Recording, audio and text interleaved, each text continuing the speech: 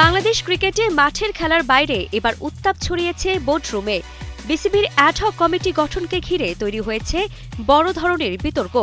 আর সে সিদ্ধান্তকে চ্যালেঞ্জ করে হাইকোর্টে রিট দায়ের করেছিলেন বিসিবির সভাপতি আমিনুল ইসলাম বুলবুল সহ আরও ১২ জন।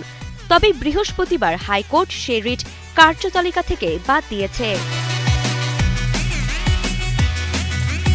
বিচারপতি ফাতেমা নাজিব এবং বিচারপতি AFM সাইফুল করিমের বেঞ্চে অনুষ্ঠিত শুনানিতে এই বিষয়টি সামনে আসে।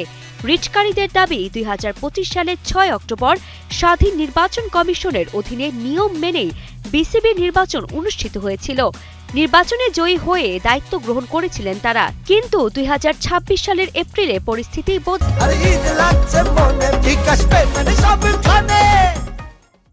যায়। জাতীয় ক্রীড়া পরিষদ হঠাৎ করেই নির্বাচিত কমিটি ভেঙে দেয় এবং সাবেক অধিনায়ক তামিম ইকবালকে চেয়ারম্যান করে গঠন করা হয় নতুন অ্যাডহক কমিটি।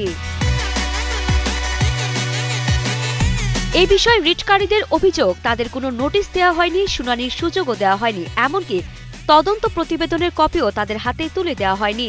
বাংলাদেশ ক্রিকেটে এই প্রশাসনিক টানাপোড়েন এখন নতুন প্রশ্ন ছুড়ে দিচ্ছে। ক্রিকেটের ভবিষ্যৎ তাহলে কোন পথে যাচ্ছে? এখন মাঠের লড়াইয়ের বাইরেও যেন বাংলাদেশ ক্রিকেটে শুরু হয়েছে ক্ষমতা আর সিদ্ধান্তের নতুন এক যুদ্ধ। আরিফা জাহান পিনন, কালের কণ্ঠ স্পোর্টস।